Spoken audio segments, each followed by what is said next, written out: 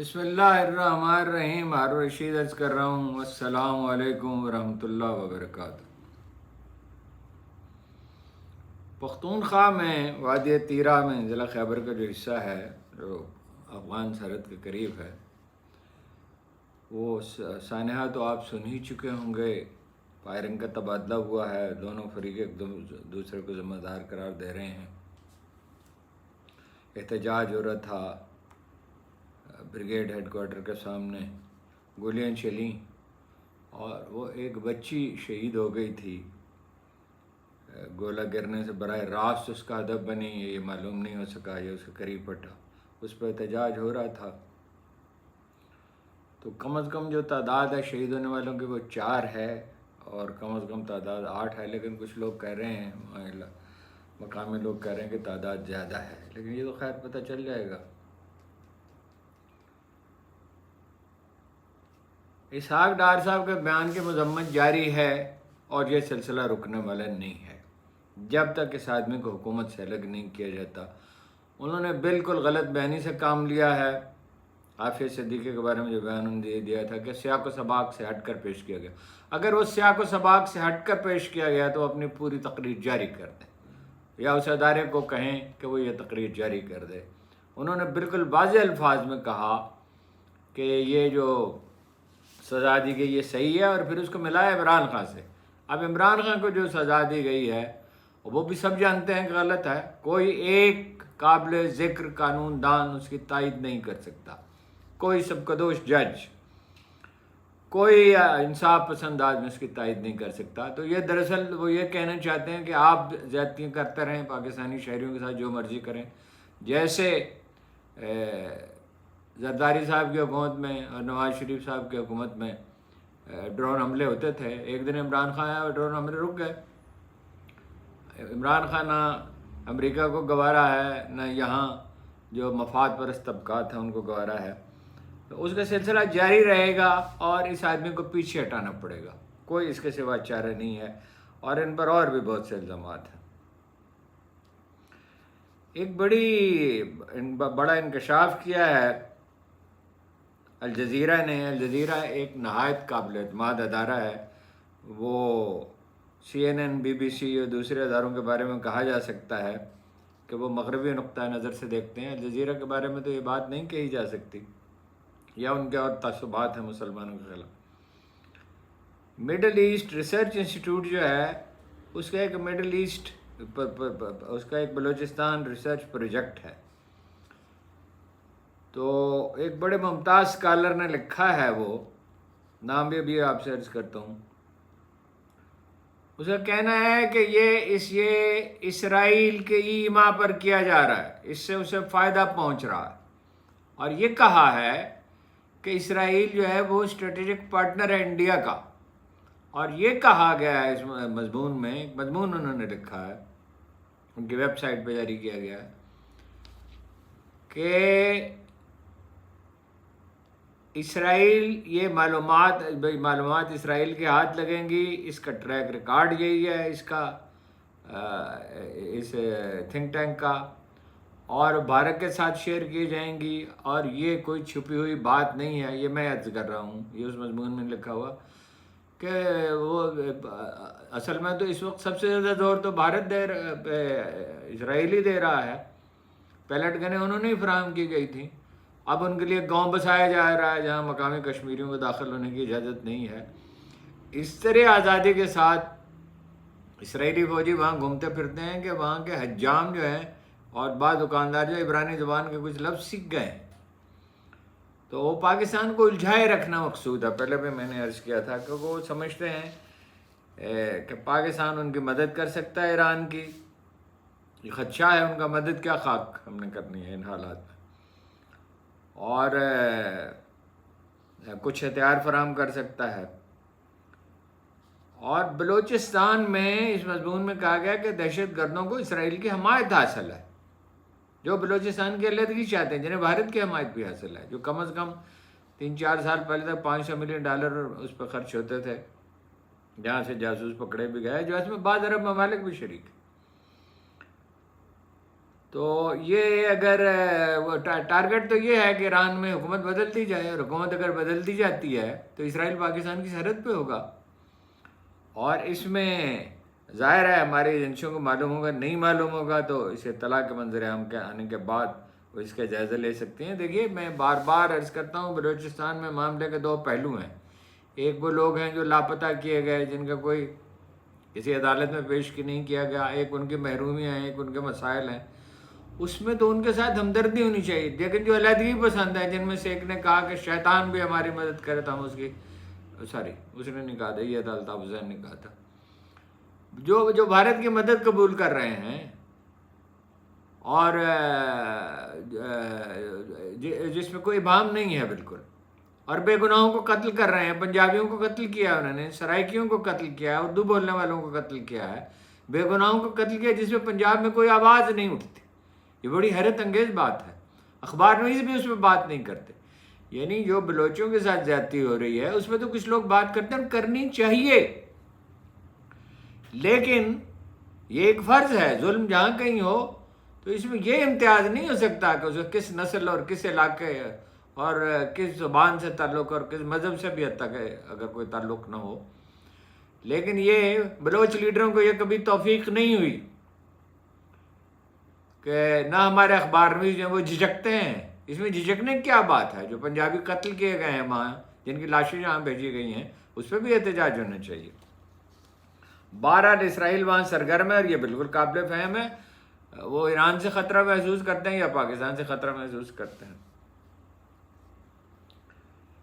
جس امریکی جنرل کو تمغہ عطا کیا گیا ہے اس کے بارے میں خبر یہ ہے کہ موصوف جو ہیں وہ اسرائیل کے پرجوش شامی ہیں۔ ان کی تعریف کی جاتی ہے اس بات پر کہ انہوں نے امریکہ، ان کی ذمہ داری تھی ساز و سامان پہنچانے کی، اسلحہ پہنچانے کی، کہ بڑی سرگرمی کا مظاہرہ کیا، بڑی خوش دلی سے، بڑی محنت سے، بڑی ریاضت سے اپنے فرائض انجام دیے، اور ایران پر حملے کے بھی وہ حامی ہیں۔ اچھا، یہ جو تھنک ٹینک ہے اس کے سربراہ ہیں جناب کرنل یگال کارمون۔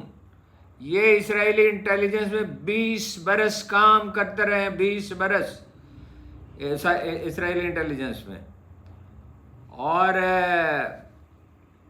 صرف پاکستان پہ نہیں، اس پروجیکٹ کے ذریعے ایران پہ بھی نظر رکھی جائے گی۔ اب یہ اتنے بڑے واقعات ہو رہے ہیں، اس پہ مذہبی جماعتیں خاموش ہیں، اور بھی بہت سے واقعات ہو گئے، خدا جانے۔ مطالبہ کر رہے ہیں عمران خان سے کہ وہ فلسطین کے لیے، وہ جو آدمی 8 فٹ 10 فٹ کی کوٹڑی میں بند ہے، اس سے مطالبہ کر رہے ہیں کہ وہ اسرائیل کی مزاحمت کرے، اور اس طرح کے بیہودہ الزامات لگائے جا رہے ہیں کہ عمران خان کے بیٹے پاکستان کے وزیر اعظم بھی بننا چاہتے ہیں، یعنی دونوں وزیر اعظم بننا چاہتے ہیں۔ یعنی بیہودہ کو جو سکھایا گیا چمچے کو، تو دو وزیر اعظم، دونوں وزیر اعظم بننا چاہتے ہیں، اور دونوں اسرائیل کے بھی وزیر اعظم بننا چاہتے ہیں۔ سامنے کی بات یہ ہے کہ ان کی والدہ نے، جوائمہ خان نے، اسرائیلی مظالم کی مذمت کی ہے غزہ میں، اور ڈٹ کر مذمت کی، اور ایک دفعہ نہیں کئی بار کی ہے، اور خان صاحب تو کر ہی چکے ہیں۔ مذہبی جماعتیں جو ہیں وہ بہت سی چیزوں پہ خاموش ہیں۔ ملک ریاض کے خلاف آج کوئی ترتیب کوئی زیادہ نہیں ہوگی، خبریں زیادہ ہیں۔ ملک ریاض کے خلاف نیب پھر سے سرگرم ہو گئی ہے۔ معلوم ایسا ہوتا ہے کہ معاملہ طے نہیں پا سکا۔ دیکھیے، نائک صاحب نے وہ لے لیا تھا، اسٹے آرڈر لے لیا تھا، لیکن وہ اب نیب خاموش رہی اس پہ 6-8 ہفتے، غالباً 22 جون کو لیا تھا، اور اب پھر سرگرم ہوگی۔ خود بخود تو سرگرم نہیں ہو سکتی، معاملہ طے نہیں پا سکا، اور کیوں کیسے طے پا سکتا ہے؟ دیکھیے نا، بے شک چودھری خاندان ان کے ساتھ ہے، شریف خاندان ان کے ساتھ ہے، زرداری صاحب تو ان کے پارٹنر ہیں، اور شریف خاندان بھی پارٹنر ہی سمجھیے، جتنے انہوں نے خدمت کی ہے شریف خاندان کی، اتنے پارٹنر کو بھی اتنا شاید فائدہ نہ پہنچا ہو۔ لیکن بہرحال کہاں ان کی جائیداد کی نیلامی کا اعلان کیا گیا تھا، پھر انہوں نے اسٹے آرڈر لے لیا، اور اب پھر جو ہے وہ اسلام آباد ہائی کورٹ سے رجوع کیا گیا۔ کسی بھی وقت فیصلہ بات کی انسداد دہشت گردی عدالت کا فیصلہ سامنے آ سکتا ہے۔ شبلی فراز اور انور یوسف سمیت کئی ارکان اسمبلی جو ہے وہ 9 مئی کے مقدمات میں وہ ان کو سزا سنائی جا سکتی ہے. ظاہر ہے کہ سزا سنا دی گئی تو اسمبلی کی رکنیت بھی ختم ہو جائے گی. معلوم نہیں کہاں تک دھکیلنا چاہتے ہیں، سمجھ نہیں آتی. ایک ٹی وی پروگرام روکا گیا ہے ایک حکومت نواز چینل میں، اس کی اخباری حلقوں میں بڑی بازگشت ہے کہ وہ پھر روک دیا گیا، پورا نہیں ہو سکا، اور پھر جو حصہ اس کا سوشل میڈیا پہ ڈالا گیا اس میں بہت سے حصے کاٹ دیے گئے. یہ صاحب جو ہیں جو نگران وزیر اعلیٰ رہے ہیں، یہ ہیں تو اسٹیبلشمنٹ کے حامی، نون لیگ کے حامی، پیپلز پارٹی کے حامی، عمران خان کے حامی. لیکن میں نے آپ سے عرض کیا تھا کہ میڈیا ایک ایسی مچھلی ہے جو عوامی احساسات کے سمندر میں زندہ رہتی ہے. کسی شخص میں ذرا سی بھی عزت نفس ہو اور اپنے مستقبل کی فکر ہو، کم از کم یہی ہو خلق خدا کے ملامت سے بچنا چاہتا ہو. بعض بے شرم لوگ ہوتے ہیں وہ کچھ بھی کہہ سکتے ہیں، جیسے ایک مثال ابھی میں نے دی آپ کو. تو وہ ظاہر ہے کہ عوامی احساسات کو ملحوظ رکھنے چاہتے. وہ چند دنوں سے کہہ رہے تھے کہ عمران خان مقبول تو بہت ہے اور ڈٹ کے بھی بہت کھڑا ہوا ہے، اور عمران خان کے جلسوں میں تو لوگ خود آتے ہیں، انہیں تو بریانی پیش کرنی پڑتی ہے، وغیرہ وغیرہ ایسی بہت سی باتیں انہوں نے کہیں. تو ممکن ہے الگ ہی ہو جائیں. بہت سے لوگ ٹی وی سے الگ ہو چکے ہیں، لیکن یہ کافی اسکلفل کائیاں آدمی ہیں. فرانس نے تسلیم کر لیا ہے، اعلان کر دیا ہے کہ وہ فلسطینی ریاست کو تسلیم کرے گا. 192 میں سے یہ 147واں ملک ہے، 148واں. اور برطانیہ پہ بھی دباؤ بڑھ رہا ہے. ساری خبریں بری نہیں ہیں. 140 طیارے ابھی میں کنفرم نہیں کر سکا، ابھی کچھ دیر پہلے میں نے دیکھا ہے ایران کو ڈیلیور کر دیے گئے ہیں، اور جگہ سے بھی وہ طیارے خرید رہے ہیں. اور ظاہر ہے وہ پائلٹوں کی ٹریننگ بھی ہوگی. تو اسرائیل ایسا بھی کچھ محفوظ نہیں ہے. یہ تو جو مت تھی یہ تو ختم ہو چکی کہ وہ ناقابل شکست ہے. اور اس کے باوجود کہ لیبنان میں ان کے حامی جو ہے ان کو نقصان پہنچا ہے، حماس کو نقصان پہنچا ہے، اس کے باوجود یمن تو باقی ہے. اور سب سے اہم بات یہ ہے عرب اگرچہ بالکل سربسجود ہو گئے اسرائیل کے سامنے، اور جو عیاش حکمران ہوں اور جو دولت جنہیں جمع کرنی ہو، جنہیں اپنی عوام کی کوئی پرواہ نہ ہو، تو ظاہر ہے اس کے سوا وہ کر بھی کیا سکتے تھے. لیکن ایران میں جذبہ ہے جنگ کا. اور یعنی میں یہ کہہ سکتا ہوں جو ایران میں نے جا کر خود بھی دیکھا اور کچھ پڑھتا بھی رہتا ہوں اس پہ، آج بھی ایران میں امام خمینی کی حکومت. اگر دوسرے لوگوں کے بس میں ہوتا، امام خمینی کے گرفت سے ایران باہر نہیں نکلا ہے. لوگ دنیا سے چلے جاتے ہیں بعض، لیکن ان کا کردار باقی رہتا ہے. جیسے غزالی کی موت کے مدتوں بعد اس کی فکر کے نتیجے میں مراکش میں ایک لشکر اٹھا یوسف بن تاشفین کی قیادت میں، اور اس نے اسپین میں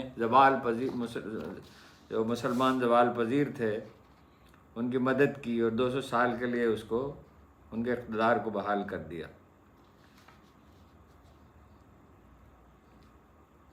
خبریں یہ آ رہی ہیں جی کہ عمران خان کے بیٹوں کو آنے سے روک دیا گیا ہے، اور یہ کہا جا رہا ہے کہ علیمہ خان نے روک دیا. نام تو کچھ زیادہ تر لوگ نہیں لے رہے، وہ کہہ رہے ہیں کہ ان کے خاندان نے روک دیا. خاندان کو ان کا علیمہ خان ان کے بہن نہیں ہیں.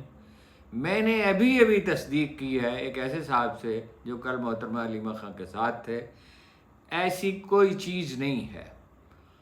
اور یہ کامن سینس کی بات ہے کہ اگر انہیں کوئی روک سکتا ہے تو ان کے والد روک سکتے ہیں، عمران خان روک سکتے ہیں. علیمہ خان انہیں کیوں روکنا چاہیں گی؟ فرض کیجئے وہ روکنا چاہیں، اول تو وہ کیوں روکنا چاہیں گے؟ تو ظاہر ہے جب مومنٹم بنے گا. یہ 5 اگست تو دیکھیے ایک یہ سمجھیے کہ ایک ارادہ تھا، ایک کوشش تھی کہ 5 اگست تک ٹیمپو بن جائے. میرا خیال نہیں 5 اگست تک نہیں بنے گا. اور یہ بات ہی، یہ انداز فکری درست نہیں ہے کہ ایک سسٹینڈ ایجیٹیشن جب مقصود ہو تو اس کے لیے تاریخ مقرر کی جائے، اور وہ گنڈا پور صاحب نے تو 90 دن کی مقرر کر دی اپنے طور پہ، کسی سے پوچھے بغیر۔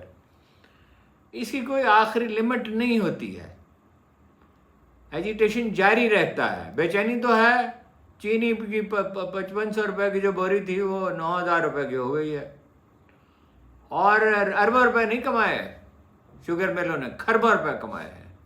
ہر ایک نے، پاکستان کی تاریخ میں شاید ہی کوئی مثال ہوگی کہ اتنی قیمت بڑھی ہو، اور ایکسپورٹ کر کے بڑھائے گی، اور کہا کہ 2 روپے بھی قیمت نہیں بڑھے گی، اور 60 روپے قیمت بڑھی ہے۔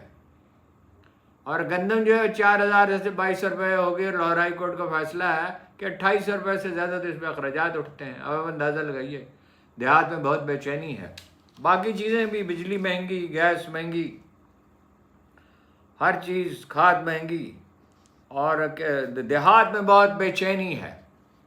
بہت سی شوگر ملوں نے ابھی تک ہزاروں کسانوں کو ادائیگی نہیں کی ہے گنے کی، جو نومبر، دسمبر اور شروع جنوری میں خریدا گیا۔ یہ جولائی ختم ہونے والا ہے، ابھی تک ادائیگی نہیں کی ہے۔ عمران خان کے زمانے میں یہ نہیں ہوتا تھا، ایک تو گنے کا تول پورا ہوتا تھا، دوسرا یہ ادائیگی بر وقت کی جاتی تھی۔ اب تو ظاہر ہے، یعنی شہباز شریف صاحب کو طلب کیا گیا گھر میں، اور ان سے کہا گیا کہ چینی ایکسپورٹ کرنے کی اجازت دیں، ورنہ اس کا فائدہ کیا ہے وزارت عظمیٰ کا؟ جیسے میاں محمد شریف صاحب سے جنرل حمید گل نے کہا کہ اب آپ کو کاروبار نہیں کرنا چاہیے ان کے حلف اٹھانے سے پہلے، تو انہوں نے کہا ابھی تو ہمیں موقع ملا ہے۔ یہ جو ان کی کمزوریاں ہیں روپیہ بنانے کی، یہی ان کو لے کے ڈوب جائیں گی، تضادات ہی لے کر ڈوبتے ہیں ہمیشہ۔ یہ جو لوگ خواب دیکھ رہے ہیں نا، اور بعض لوگ مایوسی کا شکار ہیں، ہوتے ہیں، اکثریت ایسی ہوتی ہے، بہت بڑی تعداد، خاص طور پہ جو دانشور ہیں، سو کالڈ انٹلیکچوئلس، کہ یہ تو بھی لچھے تک حکومت کریں گے، کیا یہ خاک حکومت کریں گے؟ کوئی حکمت عملی ہے نہیں۔ بلوچستان میں اتنی بے چینی ہے، گلگت بلتستان میں ہے، پختونخوا میں روز نئے واقعات ہو رہے ہیں، دہشت گردی بڑھ رہی ہے، بے امنی بد امنی بڑھ رہی ہے، بے یقینی بڑھ رہی ہے، مہنگائی بڑھ رہی ہے، جابز پیدا نہیں ہو رہی۔ جو مکان عمران خان کے دور میں کوئی 60,000 مکان جو ہے وہ بنائے جا رہے تھے، اور شاید اس سے بھی کچھ زیادہ، اور وہ جو ہیں وہ اب مکمل نہیں ہو رہے، جو مکمل ہو رہے ہیں وہ بیچے جا رہے ہیں، اور لوگوں کو ٹرام کا کھلونا دکھایا جا رہا ہے، اور 1200 مثالی دیہات بنائے جائیں گے۔ تو 1200 مثالی دیہات بنائے جائیں گے تو وہ جو ہزاروں دیہات جو اس سے محروم رہ جائیں گے، تو ان میں کیا احساس محرومی پیدا نہیں ہوگا؟ ایسی حکومتیں نہیں چلا کرتی، سوال ہی پیدا نہیں ہوتا۔ ایک برطانوی صحافی نے، افسوس میں اس کا نام معلوم نہیں کر سکا، وہ عمران خان سے ملاقات کی ہے جیل میں، اور یہ کہا، انہیں امت مسلمہ کا لیڈر کہا، اور کہا وہ انہیں بہت برے حالات میں رکھا جا رہا ہے، حالانکہ ان کی گرفتاری ہی نہیں ہونی چاہیے۔ اسرائیل میں نیتن یاہو کے خلاف بہت بڑا مظاہرہ ہوا ہے، افسوس مجھے اس وقت معلوم ہوا جب میں تفصیل نہیں پوچھ سکتا تھا۔ ایک چھوٹی سی خبر آپ سن چکے ہیں، لیکن یہ اتنی اہم ہے کہ یہ بار بار اس کا ذکر ہونا چاہیے۔ انیس ستی ایک نوجوان تھے، وہ نومبر میں شہید کر دیے گئے تھے۔ 26 نومبر کو جو مظاہرہ، 26، 27، 28 نومبر کو اسلام آباد میں جو مظاہرہ ہوا تھا، ان کے خلاف پرچہ درج کیا گیا ہے کہ انہوں نے وال چیکنگ کی حکومت کے خلاف۔ یہ حکومت، یہ لوگ کہتے ہیں کہ یہ کامیاب حکومت ہوگی۔ ایسی حکومتیں کامیاب ہوتی ہیں، یہ منہ کے بل گرا کرتی ہیں۔ وہ ملک ریاض کا میں نے آپ سے ذکر کیا، بحریہ ٹاؤن کا، کہ ان کے خلاف کارروائی ہوگی، سودا طے نہیں پا سکا ایسا لگتا ہے۔ تو ان کے ملک ریاض کے ایک ساتھی ہیں کرنل ریٹائرڈ خلیل الرحمان، ان کو گھر سے اٹھا لیا گیا۔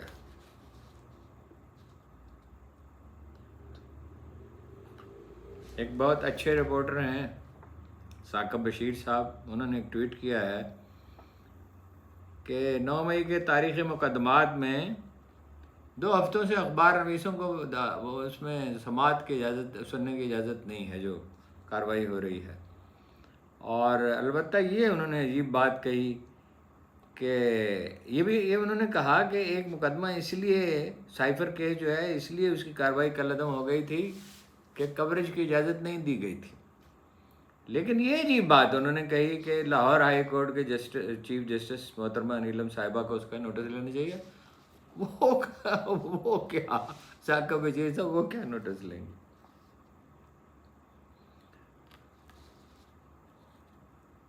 یہ کچھ ملک ریاض کے سلسلے میں مزید معلومات ہیں، لیکن خیر اس کی کیا ضرورت ہے، آپ جانتے ہی ہیں انہوں نے اور ان کے رشتہ داروں نے کس بے دردی سے اس ملک کے لاکھوں لوگوں کو لوٹا ہے، اور لوٹا ہے انہوں نے میڈیا مالکان کی مدد سے اور حکمران خاندانوں کی مدد سے اور ریٹائرڈ جرنیلوں اور ججوں کی مدد سے اور بہت سے اخبار نویسوں کی مدد سے۔ ان کا یوم حساب بھی کبھی، ہر ایک کا یوم حساب ایک دن آنا ہوتا ہے۔ پنجابی میں کہتے ہیں 100 دن چور کا اور ایک دن سعد کا۔ سعد سے مراد یہ ہے بھلے آدمی کا، نشانہ بننے والے کا۔ یہ جو جناب جنرل ہیں امریکی سینٹرل کمانڈ کے، جنرل ای کریلا ان کا نام لکھا گیا ہے، میں نے یہ نام پہلی دفعہ سنا ہے۔ سابق سفارتکار ملیح لودھی نے لکھا ہے کہ اسرائیل کے پسندیدہ جنرل ہیں، سب سے زیادہ اسرائیل نواز سمجھے جاتے ہیں۔ غزہ کی جنگ میں اسرائیل کو فوجی امداد پہنچانے کی نگرانی ان کے ذمے تھی۔ انہوں نے بڑی خوش دلی سے اور محنت سے یہ کام کیا، ان کی بہت ستائش کی گئی، ایران پر حملے کے حامی بھی ہیں۔ خیر یہ میں آپ سے عرض کر ہی چکا۔ ایک ممتاز اخبار نویس نے یہ تجویز پیش کی ہے کہ عمران خان کو چاہیے کہ علی امین گنڈا پور سے اپنے نجات پالے، حکومت میں رہتے ہوئے زیادہ سازش کرنے کے قابل ہے، جب حکومت میں نہیں ہوگا تو وہ نہیں کر سکے گا، وہ ان کے ہرگز وفادار نہیں ہیں۔ مثلاً وہ مائنز اور منرل بلز منظور کرانا چاہتے تھے، یہ ایک ذمہ دار اخبار میں اس کا کہنا، مگر علیمہ خان نے بروقت خان صاحب کو مطلع کر دیا۔ مذہبی تنظیموں کے بارے میں نے عرض کیا کہ دم سادے بیٹھی ہیں اور انہوں سے بعد عمران خان سے مطالبہ کرتے ہیں کہ وہ جائیں فلسطین کی جنگ لڑیں۔ یہ تو ٹھیک ہے کہ پی ٹی آئی کو جہاں اپنے لیڈر اور مظلوم کارکنوں کی رہائی کے لیے اور جھوٹے مقدمات کے خلاف آواز اٹھانی چاہیے، اپنا مینڈیٹ چوری کرنے پہ غزہ کی بات تو نہیں کرنی چاہیے، سب سے بڑی پارٹی ہے تو ذمہ داری بھی سب سے زیادہ ہے، جو قائد اعظم کا موقف ہے وہ بار بار دہرانا چاہیے لیاقت علی خان کا۔ تو دیکھیے جماعت اسلامی، جمعیت علماء اسلام اور باقی جو مذہبی جماعتیں ہیں، یہ منرلز کی ڈیل پہ وہ خاموش ہیں۔ ٹرمپ کو نوبل پرائز دینے کی تجویز پہ وہ خاموش ہیں۔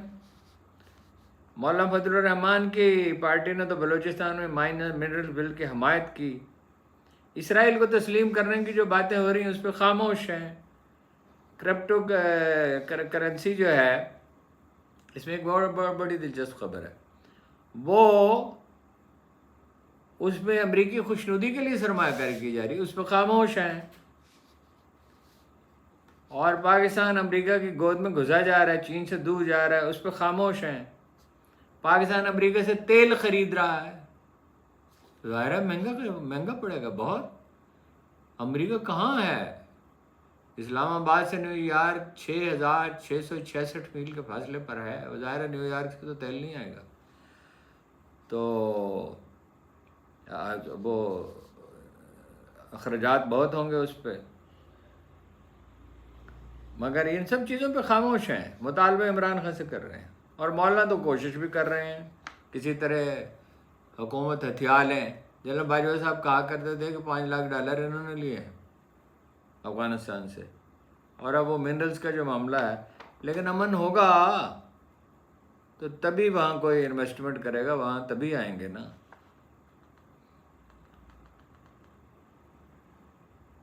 عمران خان کے وکالت ناموں کے پر 3 ہفتوں کے بعد دستخط ممکن ہو سکے، کبھی ایسا نہیں ہوا تھا پاکستان میں، یہ 1 آدھ دن کی بات ہوتی تھی، 3 ہفتوں کے بعد دستخط ہو سکے۔ خیر تنہا عمران خان کیا، آپ دیکھیے ہر وہ چیز جس کی ہمیں ضرورت ہے اس سے ہمیں محروم کیا جا رہا ہے۔ ایک عام شہری کو سانس لیتا ہے تو فضا آلودہ ہے، صاف پانی میسر نہیں ہے، مکان بنانا چاہتے تو تعمیراتی مکان کئی گنا مہنگا ہو چکا ہے، سفر کرنا چاہے کہ تو پٹرول اور ڈیزل مہنگا ہے، صنعتیں بند ہیں، عدالتی نظام کا کوئی وجود ہی نہیں ہے۔ چیف جسٹس صاحب کہتے ہیں کہ انہوں نے دورے کیے ہیں کئی، میں تو پڑھ کر ان کا بیان حیران ہی رہ گیا بجلی مہنگی ہے، مزید مہنگی ہوگی.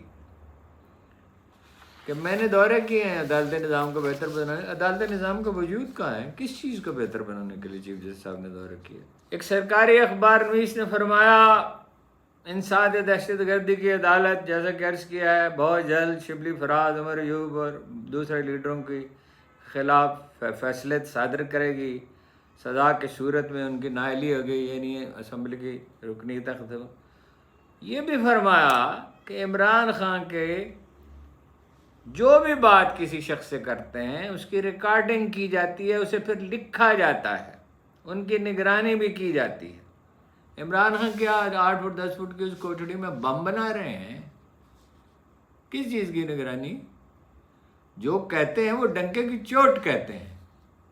کچھ بات چھپاتے تو نہیں، ان کی بہنیں بھی ڈنکے کی چوٹ کہتی ہیں، اور جو لیڈر ان سے مخلص ہیں وہ بھی ڈنکے کی چوٹ کہتے ہیں. تاجی کھوکر کے فرزند ارجمن فرخ کھوکر نے کوئی انٹرویو دیا ہے جس میں انہوں نے کہا مولانا فضل الرحمان بھائی میری جان بھی قربان، اور نواز شریف میرے پسندیدہ لیڈر ہیں، اور محترمہ مریم نواز بہت ہی بہترین وزیر اعلیٰ ہیں، اور میں پیپل پارٹی میں بھی جانا چاہتا تو جا سکتا تھا. سبھی نے مجھے کہا تھا،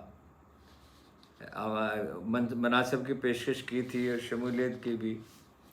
اس سے اندازہ یہ ہوتا ہے اس بیچارے فرق کھوکر کے بیان کی کیا اہمیت ہے. بڑے بڑے دعوے تو وہ کرتا ہی ہے. اس سے کیا چیز ظاہر ہوتی ہے کہ جمعیت علماء اسلام کا سفینہ جو پہلے ہی بھٹک رہا تھا اب کس کنارے کی طرف روانہ ہے. اللہ ان پر رحم کرے. اور ایسے لوگ ہیں جو آج بھی ان سے اس نے جماعت اسلامی بھی ان سے انتخابی اتحاد کے بارے میں غور و فکر کرتی ہے. پنجاب کی تمام یونیورسٹیوں میں 3 ایم پی اے جو ہیں وہ بورڈ آف گورننگ باڈی میں شامل ہوں گے. اور نامزدگی کون کرے گا؟ سپیکر ملک احمد خان. جو کچھ بچ رہا ہے یونیورسٹیوں میں پہلے ہی بڑی بربادی ہے، وسائل کم ہیں، اساتذہ کی تربیت پہ توجہ نہیں ہے، مانیٹرنگ نہیں ہے. جو کچھ بچ رہا ہے اسے بھی برباد کرنا ہے، ہر چیز پہ قبضہ کرنا ہے. حلقہ 129 میں میاں اظہر کے انتقال کے بعد جو خالی ہوئی ہے وہ افواہ یہ پھیلائی جا رہی ہے کہ وہ نون لیگ کے امیدوار ان کے صاحبزادے حماد اظہر. میرا نہیں خیال، میں نے جتنا میاں صاحب کو جانتا ہوں اور میں تھوڑا سا نہیں جانتا، میری ان کے ساتھ بہت طویل بے شمار ملاقاتیں. ان کے بارے میں الگ سے عرض کروں گا، سرسری طور پہ بات نہیں کرنا چاہتا ان کے بارے میں. وہ ایک نادر و نایاب لوگوں میں سے تھے جو سچ بول سکتے تھے ہر حال میں. ایک نہایت بے سخت آدمی تھے جو امراء کی محفل میں نہیں عام لوگوں کے ساتھ آسودہ رہتے تھے. اور باپ پر پوت کیا ہے، پتا پر گھوڑا، بہت نہیں تو تھوڑا تھوڑا. حماد میرا خیال ہے اسی سے الیکشن لڑیں گے، اگرچہ انہیں جیل جانا پڑے گا شاید، لیکن ان کی والدہ محترمہ لڑ سکتی ہیں، ان کی اہلیہ لڑ سکتی ہیں. اور نون لیگ کے ٹکٹ پر جیت جانے سے جو جعلی طریقے سے جتایا جائے گا، ووٹ تو 10-15% سے زیادہ بن کے رہے نہیں، تو اس کے ووٹ پہ ہار جانا بہتر ہے. اور میرا خیال ہے کہ حماد صاحب جن لوگوں کے ساتھ صحبت رکھتے ہیں، جو ان کے والد گرامی نے جو کچھ انہیں لکھایا پڑھایا سکھایا، تو یہ حماقت نہیں کر سکتے. اربوں روپے بہرحال وہاں منصوبے بنائے جا رہے ہیں. ادارے جو ہیں وہ سرکاری محکمے متحرک ہیں. ایک اور لیڈر نے جاوید لطیف کے بعد یہ کہا ہے، عابد رضا کوٹلہ نے، بڑے اہم لیڈر ہیں پارٹی کے نون لیگ کے، کہ 8 فروری کے الیکشن میں 2024 میں پی ٹی آئی نے فتح حاصل کی تھی. وزیر اعظم اس کا ہونا چاہیے تھا، پنجاب کا وزیر اعلیٰ بھی اس کا ہونا چاہیے تھا. 8 ہزار ووٹ لینے والے جو ہیں وہ ان کو اقتدار سونپ دیا گیا. اس میں شاید ان کا اشارہ اس طرف ہے، اپنا چودھری شجاعت کے فرزندان ارجمن کی طرف. بہت افسوسناک خبر ہے، میاں والی سمیت بہت سے اضلاع میں فصل جو زمین خالی پڑی ہے، فصلیں جو کاشت کی جا سکتی تھی وہ نہیں کی گئیں، اور پیداوار میں کمی آئے گی اور زر مبادلہ قیمتی ضائع ہوگا۔ میں خود کہہ دیا تھا ہماری بھی تھوڑی سی زرعی زمین ہے کہ وہ کچھ کاشت نہ کریں، اس لیے کہ اگر کاشت کرنے کے بعد گندم میں خسارہ ہوا 80,000 روپے کا، تھوڑی سی زمین ہے، اور اگر خسارہ ہی ہونا ہے تو بہتر ہے زمین خالی پڑی رہے، کوئی جنگل ونگل لگا دیا جائے۔ کسانوں کو تو مار ڈالا، اور سوچ سمجھ کے مار ڈالا، اور اس پہ بہت خوش بھی ہیں کاشتکاروں کو۔